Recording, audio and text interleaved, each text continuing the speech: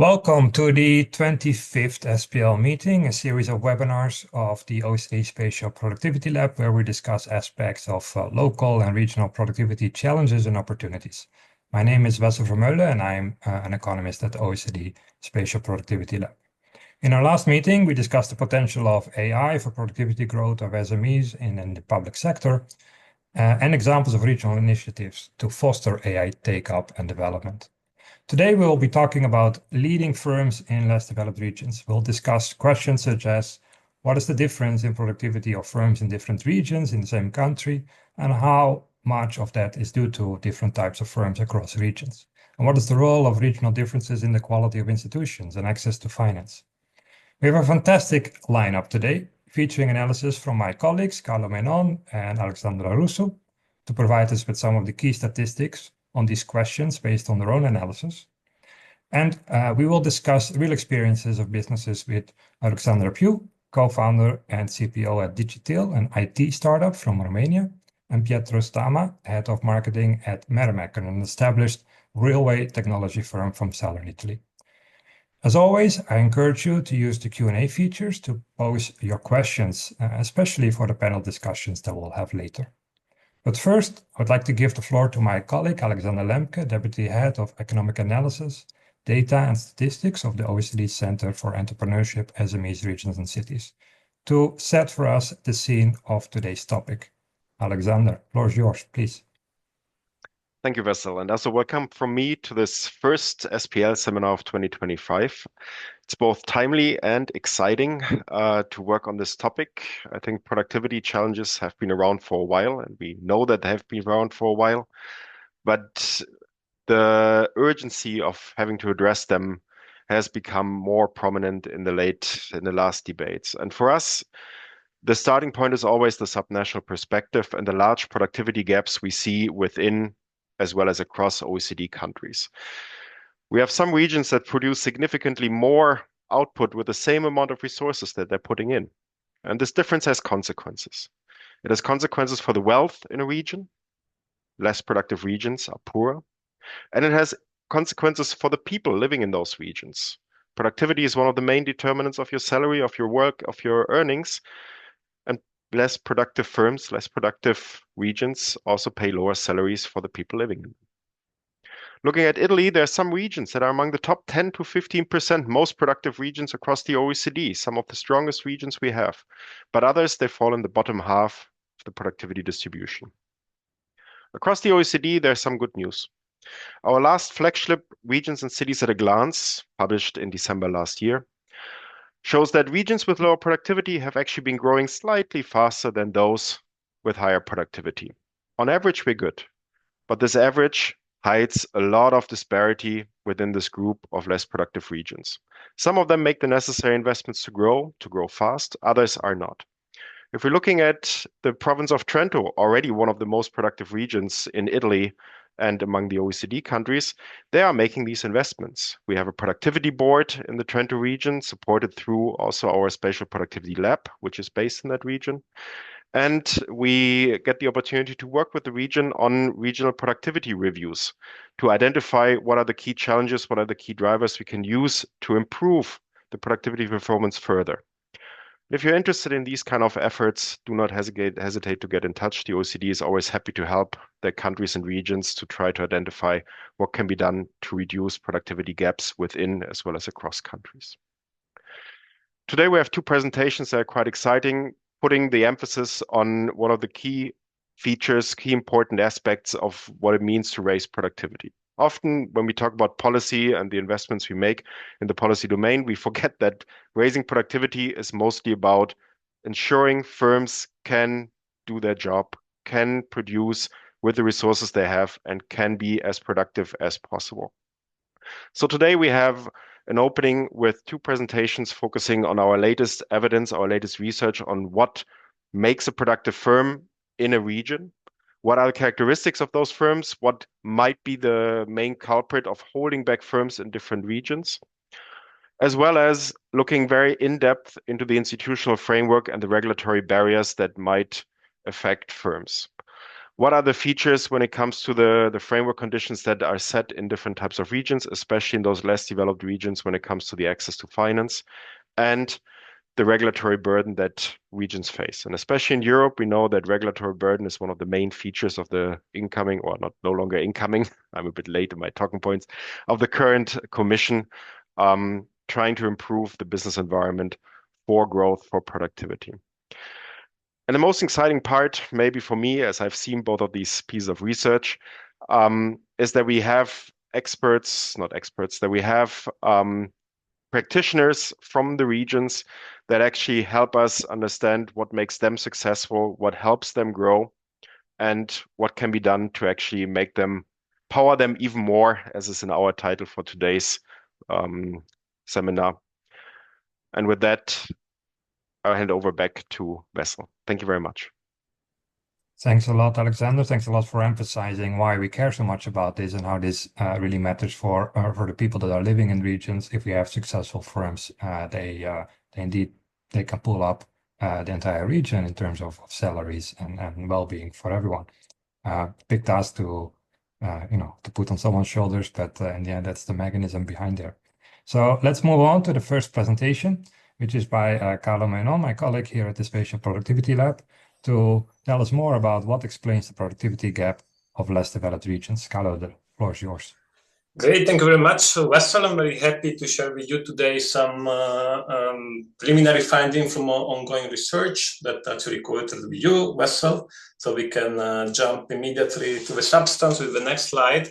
Okay, Alexander made my job much easier here today, but so I think most of you are already familiar with the fact that there are large productivity differentials across OECD member countries. You see the darker dots in this chart. So take United States, you see that the productivity in the United States is roughly twice as large as the productivity of countries like Portugal, Hungary, and Greece. Something that you may be maybe a bit less familiar with is the fact that within many OECD countries, we take the regions, so regions of entities like Region in France, Regioni in Italy, Landers in Germany, states in the United States. Okay, so there are many OECD countries in which within the country we observe the same gaps in productivity, the same distance between the top performers and bottom performers that we observe across OECD countries. So this is quite, possibly surprising, because these are regions that really share the same institutional environment, the same labor market regulation, the same financial institutions. So there's really a question that is quite important to address. We can move to the next slide. As Alexander said, luckily, I mean, we saw some signs of convergence over time with some lagging regions that have been catching up. But if we look at the countries that I will focus on in my presentation today, which are Italy and Spain, we see that that's it's really a mixed picture. So I mean, most of the regions that are classified as less developed by Eurostat, and so are also recipient of the Objective 1 structural funds, really didn't manage to narrow their gap with the more developed regions in the same country that much over the last 20 years or so. So the way we used to say that this gap tend to be stubbornly persistent, with, of course, some positive exceptions. So can move to the next slide. This is, of course, an issue that's been debated a lot. So our contribution is to look at the firm perspective, and especially to see whether this productivity gap tend to be equally distributed across different groups of firms in different sectors, firms of different size, age, or whether there are some firms that are particularly vulnerable to this productivity gap. On the opposite, whether there are firms that actually manage to escape it and manage to perform very well, to have high productivity even in regions that are a bit less developed. And to do so, we leverage a quite comprehensive database that include account detail, balance sheet information for a representative sample of firms, and which particularly good coverage in Spain and Italy. It is actually one of the reasons why we focus on these two countries today. So we can move to the next slide. Just a quick reminder, so LDR is the less developed region, so we use this acronym quite a bit because otherwise it's too long to fit in a slide. So please pay attention to it. So the first thing that we can do with detailed information of firm level, we can look at the technological and sectoral composition of the private sector, comparing less developed regions with developed regions within Italy and Spain. So, and we focus on what we call the tradable sector. So those sectors that by their nature can participate in international markets, can also be integrated in global value chains. Why we care about those sectors? Because we know those are the sectors that typically productivity growth tend to be faster and higher. So these are really the sectors where the potential for productivity growth is compared to other sectors such as retail or proximity services that are still important, but typically tend to have a slower productivity growth. So what we see, the high of the bar in this chart represent the total weight of the tradable sectors in the economy. So we immediately see that tend to be quite lower in less developed regions. But what's probably more important is the composition of the bar. And then you see that in particular when it comes to medium high-tech sectors, the less developed regions really have a huge gap compared to the developed regions in the same country. So if we move to the next slide,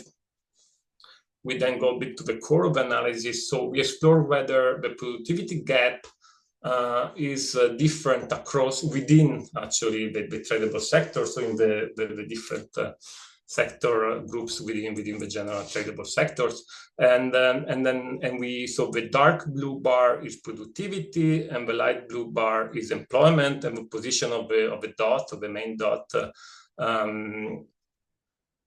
shows the productivity gap compared to firms in the same sector size and age class in developed regions. So we see that we have a gap that is between 20 and 30%. For productivity is quite similar across Spain and Italy, just slightly higher in Spain, but also is remarkably constant across the different sectors. However, when it comes to size, so we see that in Italy, the productivity employment gap goes hand in hand. So we have a kind of combined productivity and size gap, while actually in Spain is a bit different. So we see that firms are less productive, but not necessarily smaller. And this may be linked to different institutional settings in the two countries, especially when it comes to the presence of national wage bargaining system, but this kind of type of it is ongoing research. So we are still exploring this issue in detail with additional data. We can move to the next slide. Here we compare the productivity gap across different size classes. You know, there's been, for example, a lot of attention in the economic debate about the role of small and micro firms. But actually, from the previous slide, we learned that firms tend to be smaller on average in Italy.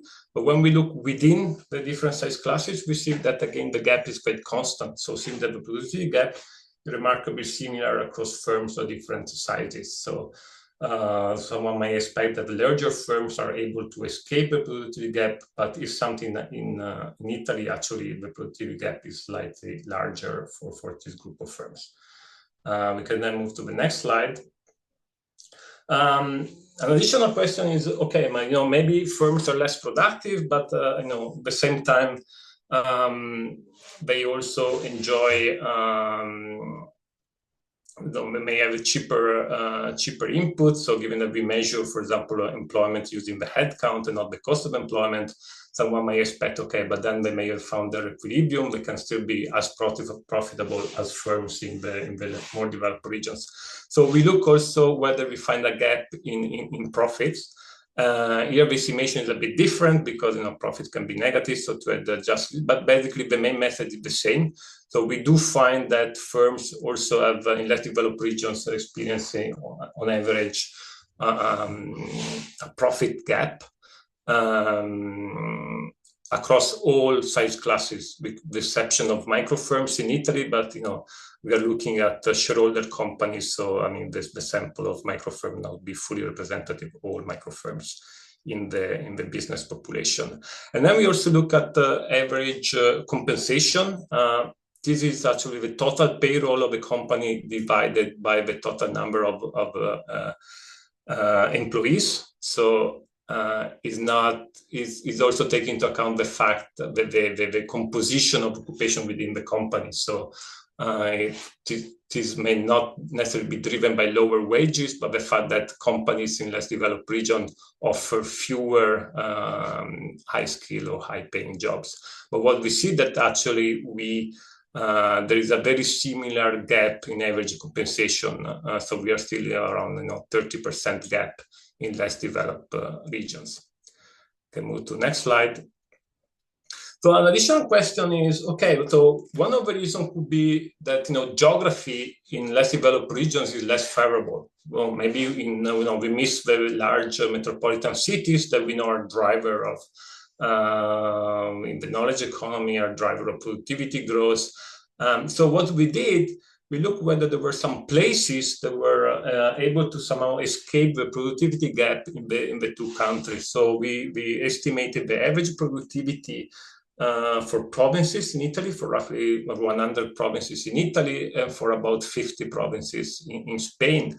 I think this is quite a striking finding. So especially for Italy, we see that, so in yellow, you see the distribution of the less developed regions, and in blue, the developed regions. And you see that even places, even the best performing places in the less developed regions, they reach the level of the places that are the bottom of distribution for developed regions. So really seems there are very few places, at least when we look at provinces, that are able to kind of escape this productivity gap. While actually for Spain, so really seems a story of two different countries when it comes to Italy. When in Spain, actually, there are fewer regions, so the two charts are not exactly comparable, but still there is a bit more overlapping across the two distribution. A final thing that we do, and then I will conclude, we can move to the next slide. So if you remember at the beginning, an additional question was whether the gap is mainly due to the fact that there are kind of many low productivity firms in less developed regions. So it is an hypothesis that has been proposed quite strongly, for example, when in the case of emerging economies. So the hypothesis there is that the lack of market competition allow low productivity firms to survive, while in more advanced market economies, the market is more efficient, so competition forced these firms to exit the market. So some people have suggested it may also be the case for the less developed regions in Italy. So somehow the lack of competition pressure allow low productivity firms to somehow linger there to stay in the market, and by so doing they kind of pull the entire average productivity down. So it would be a lack of selection effect. And the alternative hypotheses are instead that the productivity gap is equally distributed among bottom performers, so firm with low productivity, with average productivity, high productivity. So this is called instead the shifting effect. And another alternative hypothesis is instead that the less developed regions lack somehow the top performers. So low productivity firms and average productivity firms are comparable within less developed region, but what's really missing in the developed regions, in the less developed regions, is the high productivity champions, the top performers. And that would be in the economic literature that is referred to as the dilation effect. So we applied this framework to our specific case, and we see the result in the next slide. And again, the results I think are quite surprising, because we see that selection is not an issue. So these results clearly show that we don't have a problem of lack of competition, and we don't have a problem of an excessive number of low productivity firms in the less developed regions. What we see that mainly the gap that we observed in the previous slides is driven by a shifting effect. So all firms tend to be affected in the same way, irrespective of their relative position in the productivity distribution within their group of regions. So in more simpler terms, firms that have low, average, or high productivity within the group of less developed regions, they have a similar gap compared to firms in the more developed regions. However, we see that this dominating shifting effect is somehow counterbalanced by a positive dilation effect. What does it mean? That the top performers actually have a better relative performance compared to the average productivity in the region, compared to the top performers in the developed region. So top performers in the most productive firms in the less developed regions are doing relatively better than the top performers in the developed regions, relatively to the average productivity in their group of regions. So this, I think, is a very interesting finding, which point to the presence of some high productivity firms in less developed regions. To conclude, I can move to the next slide is just a summary of the key findings for now, but I leave, the slide will be available online, so I'll leave it there. We can just move instead to a bit, the policy discussion that may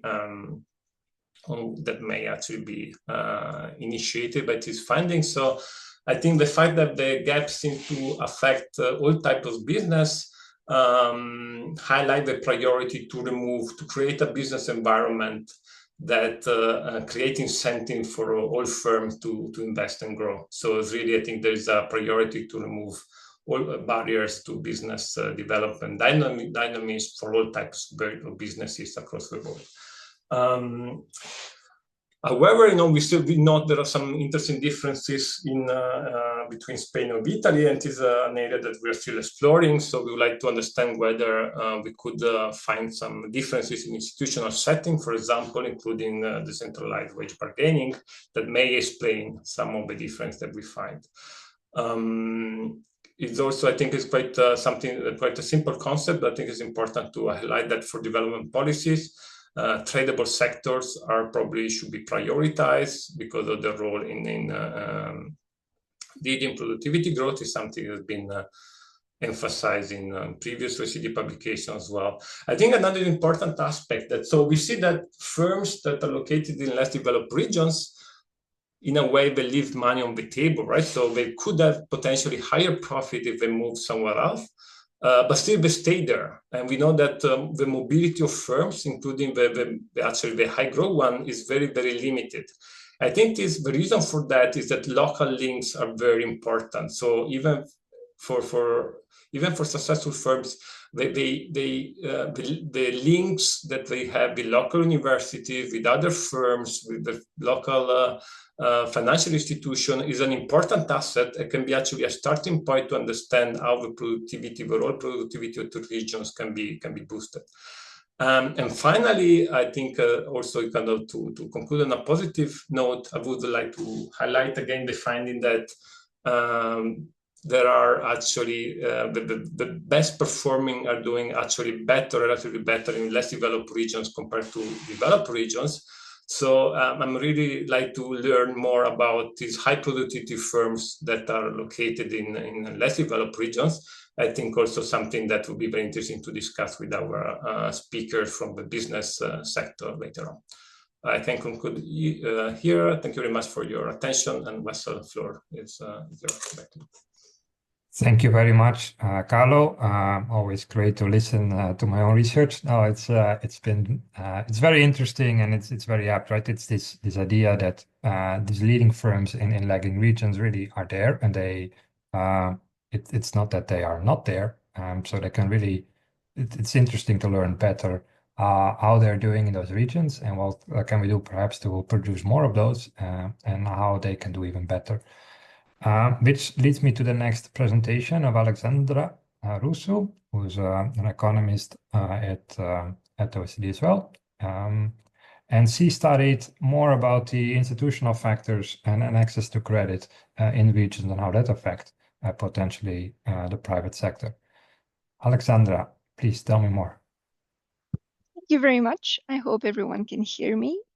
Welcome, everyone. Today I will be talking about boosting business in regions, an upcoming report that you should see very soon on the OECD website. Next slide. And I want to say that this This project was generously co-funded together with the European Commission's DG Regio. Before I get into our results, I want to give you kind of a framework of what affects firms. And my colleagues from the SME and Entrepreneurship Division developed this framework a couple of years ago, which kind of split the factors that affect firms into two big categories. One of them was strategic resources. Think here access to finance, access to skills, access to innovation assets, so kind of the story of capital, labor, and innovation. And the other part was business environment. And business environment is kind of these things that are external to the firm. Think about the institutional and regulatory framework on the one hand, but also market conditions and infrastructure. By market conditions, we mean kind of the things that affect market demand, either the domestic market, the size of the domestic market, or the external market, think the trade policy, the export conditions, or even the government demand. Next slide, please.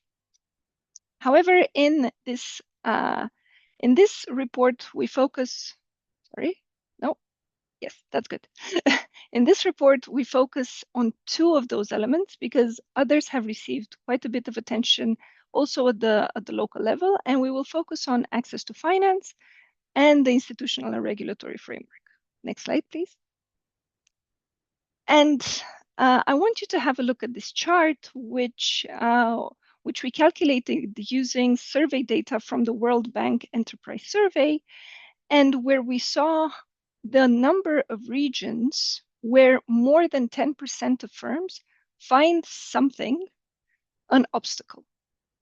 And we saw that more or less about half of the 227 large regions for which we have data had more than 10 firms which found tax administration and business licensing, so kind of things related to administrative burden, a severe obstacle, but also things such as strategic resources. So more or less, again, half of those regions had more than 10% firms finding access to finance a problem. And then another part is about more or less the same numbers are related to corruption. Today, I don't have time to get into that, but you will find all of our findings and the mechanisms regarding corruption in the report. Next slide, please. So the report is kind of structured along how to boost business in regions, improving those two factors I told you about. On the one hand, improve access to finance, and on the other, ensure that regulation is efficient with this secondary idea that it can also help decrease corruption incentives. Next slide, please. And next one. And in this project, we also collected new administrative data on financing at the regional level. So here you see the share of outstanding SME loans, which are typically bank loans, as a percentage of regional GDP. And you see that most countries have very large differences of more or less 20%. And we started wondering why is that the case? So one explanation that we came up with is that perhaps kind of the local financing conditions are different and the local financing markets are different in where those regions are. Next slide, please. So if we are to think a little bit about the relationship between the banks in a region and the firms, we got some data about this. We got the data that told us which firms worked with which banks, and the banks did not have to be in the same region as the firm. They just had to work. The firm just had to say that they were working together. And when we looked at this data, we saw that actually more banking options. So the more options the firms in the regions had, the better the regional economies were doing. And to give you an idea about the effect of improving this amount of banking options, if you want, we looked at banking concentration. And concentration means kind of think about it as the number, the market share of firms that the banks, the distribution of market shares in a firm, so in a region. So if you have one bank that is working with all the firms, this index will be 1. According to the Department of Justice, 0.15 is more or less moderately concentrated. And we saw that improving from 0.15 to 0.14, so from the level of Valencia in Spain to the level of Basque Country in Spain, would be associated with higher startup rates, survival, and growth. To the order of pretty much 1,500 establishments, and also an increase of 70,000 employees. In addition, this would also be associated with labor productivity growth, and this idea that you have more banking options, so you have better access to credit, and possibly you can invest more and have more productivity. Next slide, please.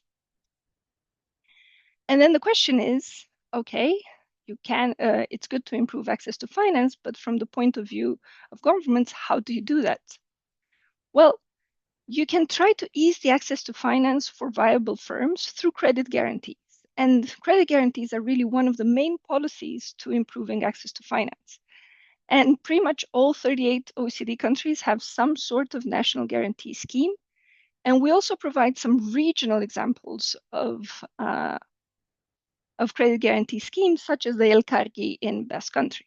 In addition, usually these credit guarantee schemes are kind of administered through public development banks at the national level on the one hand, such as the British Business Bank, but also there are subnational examples such as the German L banks. We also document the existence of other types of policies, but public spending is much more limited. Next slide, please.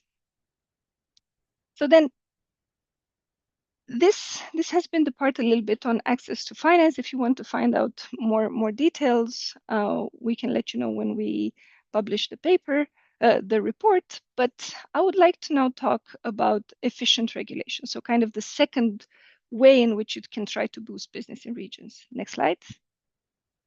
Yes. And again, the corruption part is in the report. Next slide, please. I talked about efficient regulation already, but what is it? In this report, we defined efficient.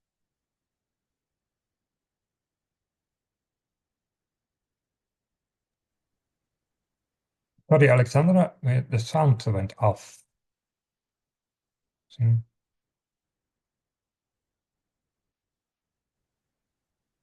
Now it works again. Sorry, can you hear me? Yeah. Yeah, good. So think about environmental protection, health and safety regulation, any kind of regulation you can think about. The idea is that if you want to achieve a specific goal with a regulation, you should make sure that you impose minimum burdens doing so. And we also show in the report that regions with fewer administrative barriers tend to have more startups and higher incomes. And as Vessel was saying before, we're not talking only about regulation at the regional level. Rules affect regions differently. So think about rules that are set and implemented by national governments. One typical example is, for instance, trade regulation. That will have different effects on different regions based on how much they depend on specific sectors, for instance, on imports and on exports. You also have regulation that, although it's being set by national governments, it is being implemented subnationally. So even though the rules are the same, you might see that they are, in practice, implemented differently. There is even a paper about this, about labor regulation and minimum sectoral wages in Italy, where they showed that actually the difference in non-compliance between the south and the north of Italy was pretty much twofold. So in the south, non-compliance with this regulation was twice the one in the north. And finally, you can have rules that are both set and implemented subnationally. And then here we focus a little bit more because these are rules where usually regions have much more control. So think about land use regulation and business licensing, and very often business registration. Next slide, please. Then we go kind of through the mechanisms through which red tape discourages business in regions. And here you can think of three categories of mechanisms that, in principle, less efficient regulation increases, of course, costs, because you have to pay more people to report something, or you have to pay some advisory services. But also there is more uncertainty. The more complicated some administrative requirement is, the longer it takes, the less you know whether you're doing it right, perhaps, and there's less information about it. And then you have to plan for it in advance. So there will be more uncertainty. And there is also this risk of a vicious cycle where bad rules lead to to further bad rules. The overall effect is essentially that there's less entrepreneurship, investment, and innovation, and you can kind of try to break through some of these vicious cycles. Next slide, please. To give you some flavor of some of the quantitative results that we had in the report. So we found that regions with shorter waiting times for licenses, typically operating licenses, tend to have higher rate of startups. So if you compare, for instance, the regions where it takes about 60 days, so that is more than 2 months to obtain an operating license, and then you compare them to the regions where it takes less than a month, you will see that the rate of startups is actually 25% lower. And importantly, these regions where it takes more than 2 months, they make up 25% of all the regions for which we have data. And in this case, it's almost 170 TL2, so large regions. Now, this is, you might think that all of these regions where it takes very long to do those administrative processes are perhaps low productivity or low income regions. That's not necessarily the case, actually. And we find it consistently that about 40 to 50% of this category is in the bottom tertile of the income distribution. But that you can also see it kind of as good news, in the sense that 50% of them are not. And this means that there is still a lot of heterogeneity in the way that business environments can affect regions. Next slide, please. We also find very similar results for construction permits. So this is kind of a consistent result that we find also from the previous literature, that typically the slower administrative procedures you have, the lower the rate of entrepreneurship and investment. Next slide, please. So then, what can you do about it? How do you try to achieve efficient regulation in regions? The first step is to try to simplify and clarify the rules. And then when we talk about this, we talk on the one hand about existing rules, so the ones that you know which they are, and you can try to simplify them and make them easier at the regional level, for instance, or at the subnational level. You can think about simplifying business registration and licensing, accelerating construction permits, and adopting flexible land use regulation. When I say flexible land use regulation, I mean not relying on single zoning, for instance. And then we give policy examples from across the OECD and other candidate members, for instance, of the OECD. For instance, for the Bulgarian business registry in 2008, they moved away from registering companies with the district courts. So you had to go there physically at the district court, and that took a very long time. They moved away from this, and now they implemented an online business registry where a lot of this information could be automatically stored and exchanged with other government services. And this halved the time to register a company. And in addition, it also almost decreased by 50% the share of firms that found the judicial system to be a problem. So they also kind of freed up the judicial system for other issues. Then there was the SARE reform in Mexico, which also tried to improve some of the processes regarding setting up a business. For new rules, you can consider how they interact with the existing rules. So you can think of regulatory impact assessments trying to think how the reform would affect existing businesses and how it would affect interactions with existing rules.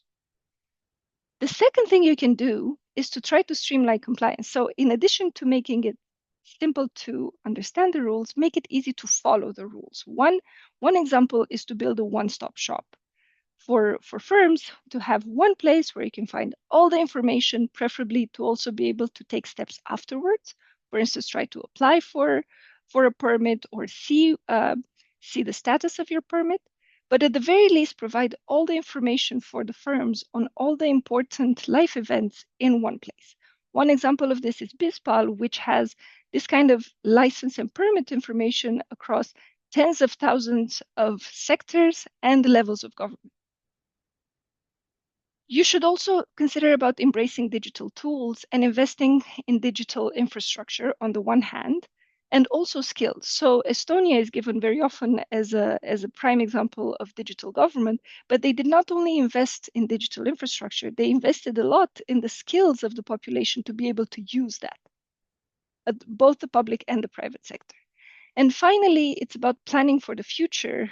In fast-moving sectors, you can think about regulatory sandboxes, and we provide various examples. And then thinking one step further ahead, think about consulting regularly with stakeholders so you understand how the business environment is affecting them and how technology is changing, and running regular regulatory reviews so that you make sure that rules are still consistent and efficient. So thinking about reconsidering and reevaluating the rules on a regular basis. Next slide, please.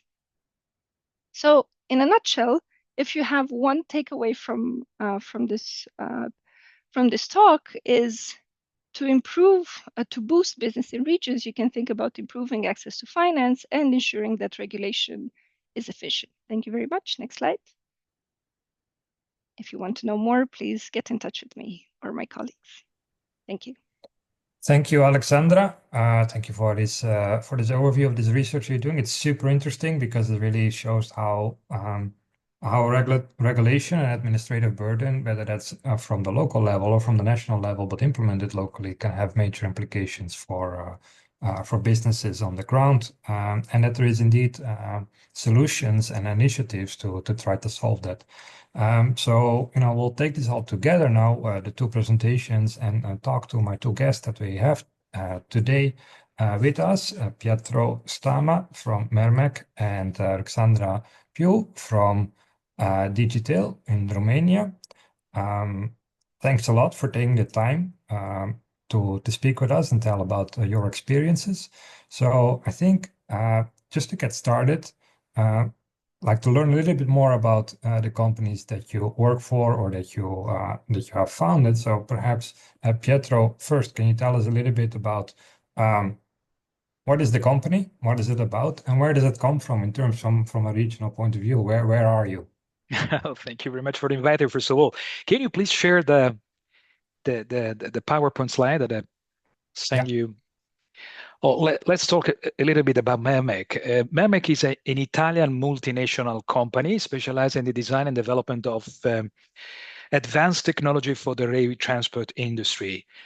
We produce solutions, advanced solutions that are used by railways and rapid transit around the world to ensure safety, efficiency, and continuous availability of data infrastructure. This includes measurement trains, predictive maintenance solutions, signaling systems, telecommunication networks. The company was founded in the 60s as a family business in Monopoli, a city in the metropolitan area of Bari in the southern Italy, in the Apulia region, under the name at that time of Meridional Meccanica. And at that time, the company mission was entirely different from today's. The company was the dealer of Lamborghini tractor for southern Italy, and it also produced trolleys for specific agricultural activities. And these were designed in-house, and the sale of these trolleys was combined with the sales of the tractors. The company entered the railway sectors only later, in the early 80s, using its mechanical engineering skill to start developing spatial railway vehicle called yellow vehicle for the infrastructure maintenance activity. And this actually marked the first in a series of adaptive transformation that will define the company's subsequent history. The first experience in the railway sector and the knowledge acquired by studying the world of railway maintenance were the basis of the challenge we faced that changed the company history forever. In fact, MEMEC SPA was established in 1988 with a mission to be a pioneer in design of optoelectronic systems for the high precision and contactless measurement of rail infrastructure parameters from a moving railway vehicle. And since that date, the company has undergone significant changes in its product portfolio that is one of a kind, actually, on the market, allowing to expand its offering and become a global leader in this specific field. The company headquarters and the original roots are still remain in monopoly here in the Apulia region, while we now have offices, premises in 20 countries worldwide, and we serve the world's most important railway organization and metro organization with our solution that are now in use in 76 countries internationally. Today, we are the world's largest supplier of diagnostic solution to railway companies around the world and the fourth largest vendor of advanced signaling solution together with companies like Siemens, Hitachi, and Alstom. Wow, very impressive. Long story as well. If you start from the 60s, so basically you have celebrated your what is it, your 60th anniversary just a few years ago. So now that's what we have on the one side, and on the other side we have maybe the complete opposite. Yeah, so a bit of a different story. Yeah, so that's going to be interesting. Please tell me what do you do? Where do you come from? Where does this business started for you? Yes, so Digital is a vertical SaaS startup providing a modern AI-first operating system for vet clinics and animal hospitals. My co-founder and I started the company in 2018 in Romania, the place where we both grew up and where we met. Our very first client was actually in our hometown. We literally went door to door, knocking on clinic doors, introducing ourselves and showing them the product. And I really think that this hands-on direct approach helped us really understand the challenges vets are facing, and it really helped us shape the product into what it is today. On the other hand, Romania being a relatively small market also forced us to think globally from day one, which I think it was very important. We knew that in order to scale, we had to build something that could work across multiple markets. So we basically designed Digital from the day one to be adaptable for multiple geographies. And since then, we've grown into a global team of 50 people working remotely across Romania, London, and Canada. We have these 3 cultural hubs, we call them. And we have a strong client base in North America. So just to be clear, where in Romania did you start from? Iași, northeast of Romania. Right. And it's great, right? So you're already doing this growth that is going on as well. And I think the common denominator here is you're providing goods or services that are exportable, right? You have an international market that you both serve, and that also allow you to do the growth and innovation that is required for that. So I think the next question for me, and I'll start with Alexandra, is what has contributed most to the success of the company, to your company? And was there anything that was specific to the place of origin, or did that not matter for you?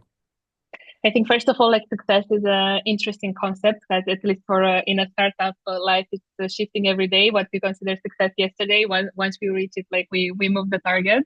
So it's always a moving target.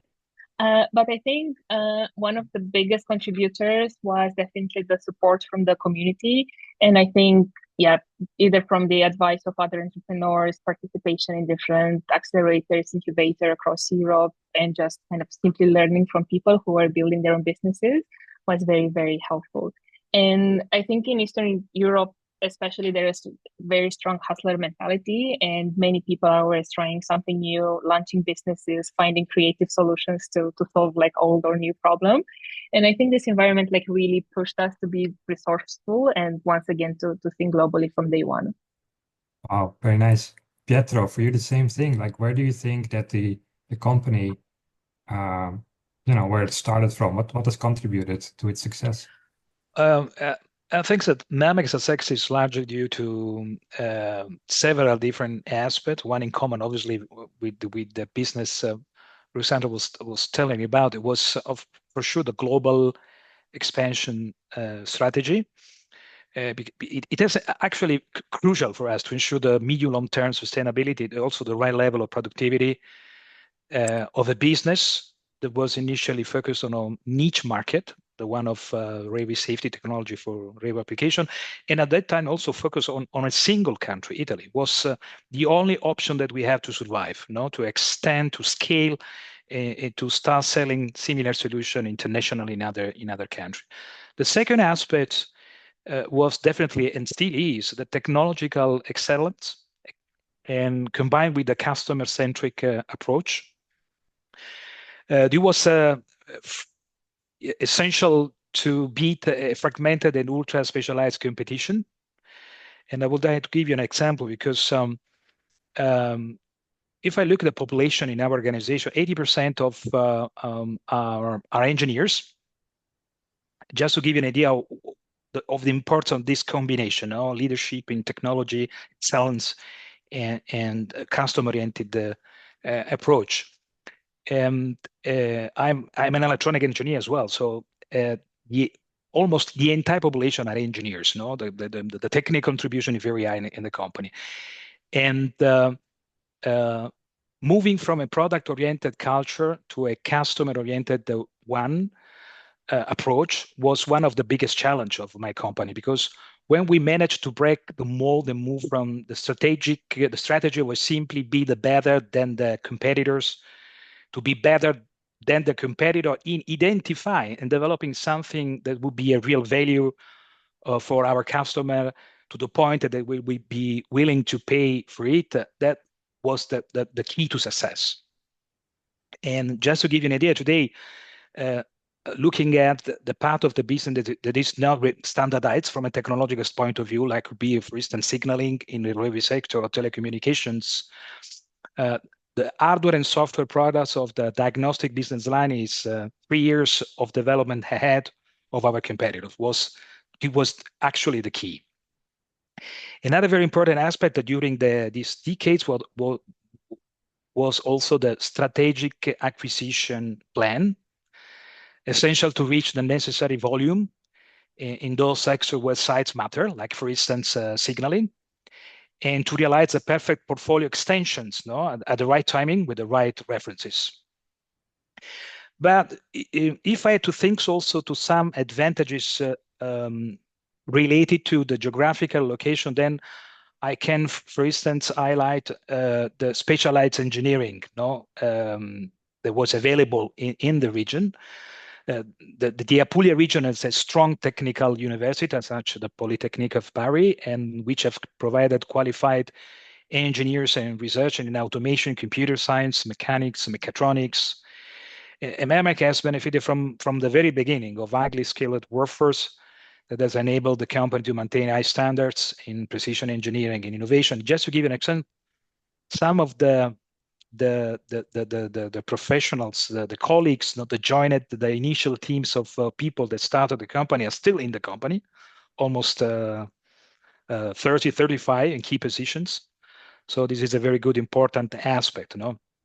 Yeah. Another aspect was definitely the lower operating cost of my region respect to other other region in the country, and some kind of government incentives for addressed to Southern Italy that definitely was an help in starting our process through the decades that was talking about before.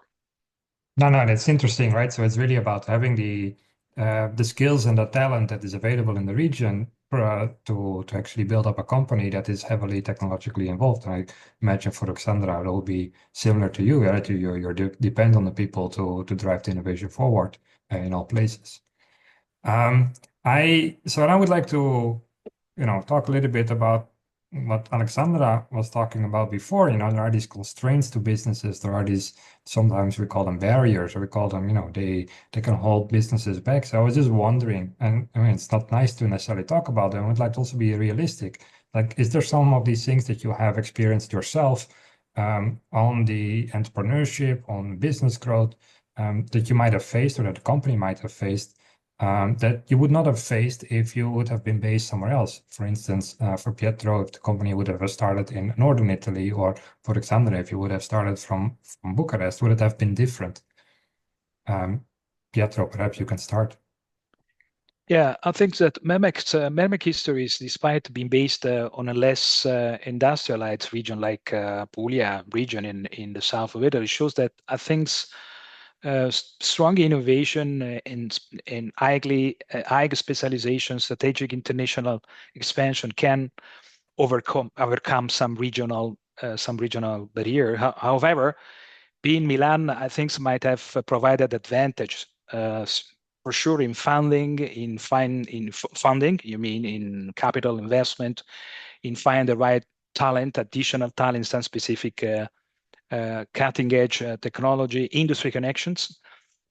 So I think that the looks at what the past experience, what we are still experiencing, being obviously mainly headquartered in the Apulia region, with obviously a presence that is now interesting several different regions in Italy. Access to skilled workforce is still one key point for us, no, because there is often a skill, mismatch or shortage. This is not only common to Apulia region. It's now, I think, a national, in an emergency for some aspect. It's very difficult to find specialists in cutting edge technology like I don't know, artificial intelligence or optoelectronics, that to give you an example. And recruiting and retaining top talent in these niche fields, it's requires significant investment. Another aspect, it's in other barrier connected with the funding and investment. High-tech projects also very often require important capital investment. So unlike Milan, which has a strong venture capital and private equity network, Apulia has fewer investment opportunity for high-tech firms. And Mermec had to rely more on public funding and international market expansion rather than to local investment, just to give you an example. And obviously, there are the topic of regional productivity gaps, no? Because some southern Italy and obviously also Apulia region has historically faced lower productivity, infrastructure gaps, and fewer industrial cluster, for instance, compared to northern region like Milan, making different aspect of the business organization, like for instance, logistical supply chain, more challenging for us. Yeah. No, yeah, it's very clear. Sounds very logical as well. Alexandra, the same question to you. Like, what kind of barriers have you faced, and how would it have been different if you would have been elsewhere? Yeah, I think I'll first compare not necessarily the cities like Iași with Bucharest, but maybe more Romania with other countries. And I think three things that come to mind. First one is, I agree with Beth on this one, access to talent. I think while Romania has great engineers, we definitely struggle finding experienced talent in some specific areas like product management or business or staff growth in general. And this proved to be quite difficult. As we are a digital business and remote team, it didn't really matter if it's in our hometown or Bucharest, but yeah, just kind of we initially wanted to keep the entire team in Romania, but we were forced in a way to build an entire global and remote team to fit all the roles that we needed. Second one that I want to mention is the administrative and legal complexity. I think setting up a company, hiring employees, and offering stock options is definitely a bit more complicated in Romania and different European countries than in others. The whole process can be quite slow or bureaucratic or even unpredictable. And another mention on this one, I think the process of giving shares or stock options to employees is also more complex in general in Europe compared to US, where I think the startup equity culture is more developed. So we also had to do like the education piece to explain what it actually means and why this is important for employees. And the third layer would be probably the market fragmentation. I think, for example, unlike the US, where we could sell one product in a single language across an entire market, which is also quite big, Romania and Europe is definitely much more fragmented. Regulations, different languages, and workflows differ from country to country. So just kind of scaling in Europe was from the get-go a bit more complex.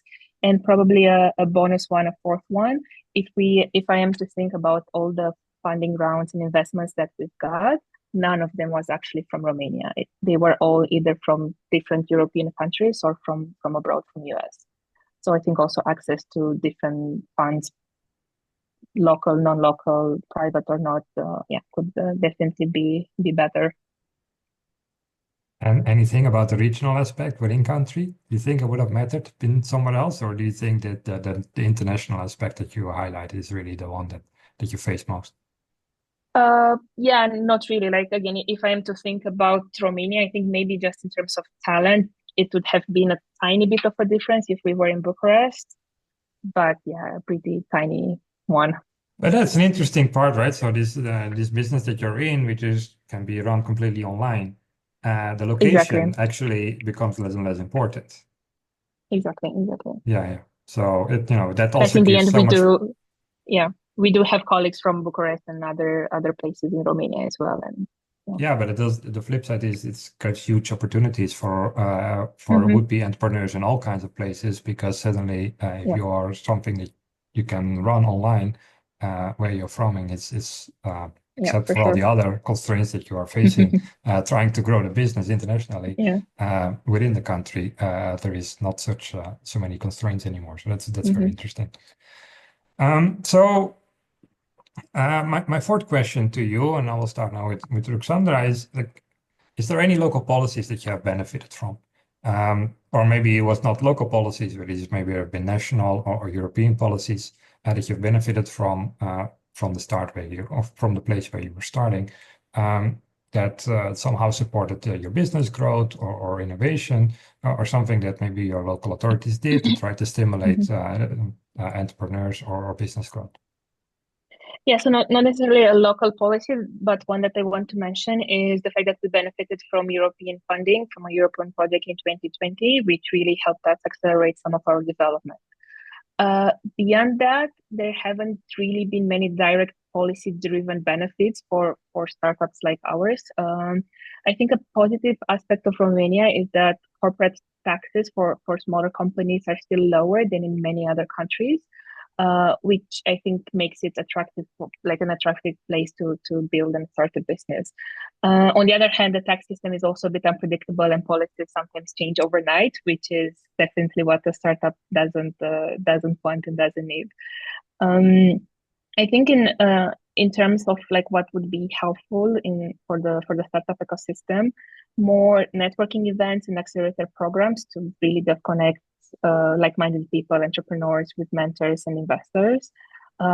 Definitely what I mentioned before, more investments and more investors and more of education of what it means to build a startup, what it means to raise funds, what it means to invest in a startup, what should be the expectations and so on. Another like more logistical one, I think more co-working spaces, innovation hubs, just infrastructure and places where these founders and teams can meet and collaborate and just try something, like have a free space to try out things. If it's working, fine. If it's not working, they can move to the next project. And overall, probably what would be beneficial, easier and more access to governmental grants or tax incentives for early stage startups or smaller companies to support R&D or scaling efforts definitely would be very much appreciated. So if I may ask, how did you learn about the European grant, and how difficult was it to get your application in? It was through a partner that we were working with in Romania. So we were somehow lucky because we wrote the project together, and they had some more knowledge and also like some internal people that were able to write the project. But we also had to pay consultants and kind of get real expertise. Like it wasn't an effort that 2-3 people did. And it was quite a time investment and definitely a paperwork investment. No, I understand, but that's a bit where the difference of the but it was network can very come from, good, and right? we So, are very grateful for sure. Yeah. no, of course, I'm not saying that, but it's also, you have the network there, but I can imagine if the network would be even stronger, the potential would be even easier Yeah. to get there. And I think there are definitely like more projects and European funding like this that it's maybe not that easy for us or for other smaller startups to access. Like, for example, if we didn't have this partner that kind of knew about the project and knew the steps, I'm not sure we were in a position to have resources to really pay for consultants or for us to take a lot of our time to actually write the project and all the work that was necessary. So I think, there are some other opportunities that we are just not able to take advantage of because of this. Yeah, very clear. Thanks a lot, Pietro. For you, the same. And what kind of local policies, maybe more recently than in the very past, but whatever you feel that could be appropriate or interesting for us? Yeah, as you can imagine, Mermek as an high-tech company has benefited from several different types, local, national, and European policies that actually supported business growth and innovation during the years. And there is also an interesting example, also quite recent, that I would like to share with you.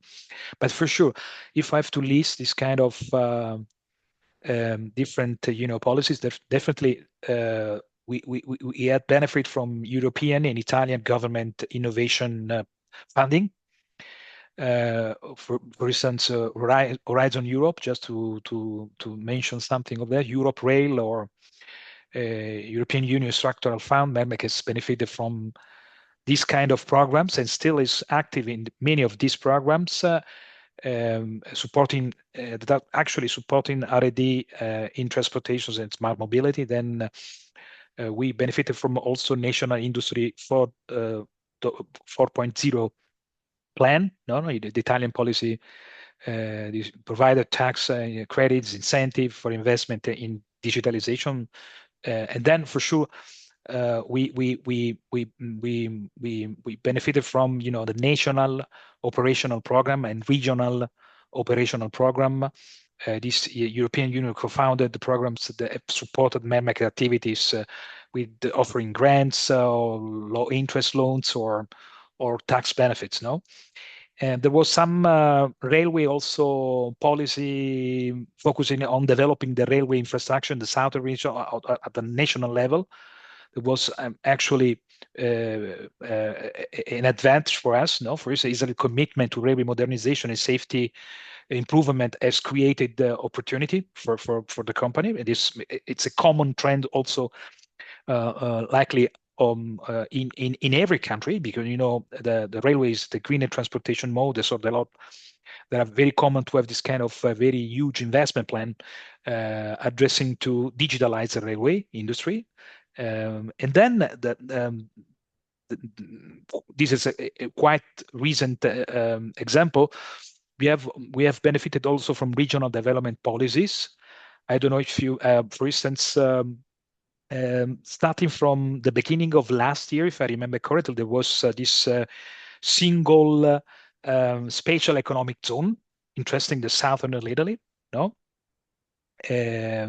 These are, spatial state territory, in which companies can enjoy special conditions regarding investment and business growth. And this has allowed Mermek to complete the relaunch of historic train manufacturing plant in the Basilicata region that belonged to Fiat and then ended up in controlled administration and was finally acquired by Mermek last year. And Mermek has signed a closing with the ministry, our Ministry of Enterprises and Made in Italy, Business Safeguard Fund, for the relaunch of this historical plant. And under this agreement, the share capital of the newly established company, Mermek Ferrosud, has been shared between Mermek and Invitalia, that is the government-controlled company managing this fund.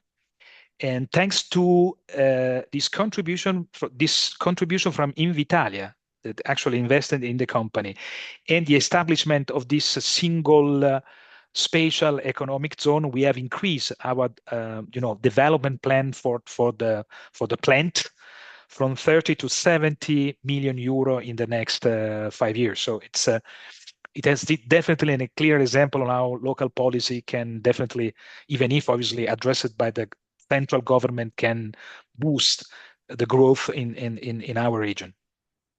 Yeah, no, it's nice to hear that, these kind of policies that are still being implemented, they are really incentivizing also the company that is already based in this region for so long to really keep on expanding. So that's a very hopeful kind of response to these policy initiatives that countries keep on putting out there, also with a specific regional focus. So I think we're getting close to the end. So I think I would just like to ask the last question, which is, what would be your advice to business owners, entrepreneurs in regions that might be lagging, might not be necessarily on the top performing regions among Europe, to grow their company, to be the entrepreneur? If there's something that is holding them back, they might be a bit hesitant, what would you advise to them? Pietro, first you and then Ruxandra. Yeah, it's a quite interesting question. It depends obviously of the business. So definitely our history has been, an history of high-tech companies. So find the right product or service to be launched. It's crucial now to have success in this business venture. The study of the market is another essential point, to be confident with the needs and wants of the market and where this kind of needs and wants are located. I really, obviously, start a business from, and we have several different examples from finance perspective, infrastructure perspective. It's a quite complex task, and the level of bureaucracy in my region is quite high. So it requires determination and time and capital capacity not to do that. So the determination is absolutely an important task, and build the right pool of talent, right? The combination of professional skills that are needed to start this kind of business. This is my generic suggestion for the topic. Thanks a lot. Very clear. Ruxandra, same for you. If there would be a would-be entrepreneur out there, what would you do to encourage them? Yeah. I think my general advice on this one is, in terms of business, like build a product that's really solving a product, like a real problem, and it's wanted by customers. It doesn't, it goes beyond regions or anything else where you're coming from. Like just making sure that what you're building actually has impact and it's wanted by customers. And then I would say also being flexible and not trying to, like make something that's not there. So for example, if in your local region have like very good engineering talent, okay, hire those people locally. If you don't have that talent there, don't try to find those people there, or don't try to, hire people that are not qualified for the role, just to say that, okay, I'm keeping everyone in the same office, in the same region. So this is what I mean by kind of being flexible, even though maybe you had an idea, like I'm going to build this team in this place and we are going to sell this product in this particular way. I think, you just need to take what's available next to you, use it to your advantage, and what's not around, don't try to force it, basically. Very clear. Find a problem to solve, a real problem that requires a real solution, and find the best people to help you solve them with. That's very clear. Yeah. Thanks a lot. Thanks a lot for your stories, for answering the questions, for telling how you went through it. It's been very insightful. I think, if I'm not mistaken, it might be the first time in our series that we had the private sector like this represented in our session. Normally, we are always talking about the private sector. Now, for the first time, we're talking with the private sector. I think that's very exciting. Thanks a lot. So I also would like to thank the presenters, Carlo and Alexandra, and also Alexander for his introduction. My thanks as well to the colleagues in the background that help us run these webinars, Elisa and Roberto. And thank you all for watching. Please check our website regularly for updates. And I'm looking forward to welcoming you soon in the next webinar. In the meantime, please get in touch if you'd like to discuss further about these topics. And the last thing I would like to say, keep leading wherever you are. Bye for now. Thank you. Thank you.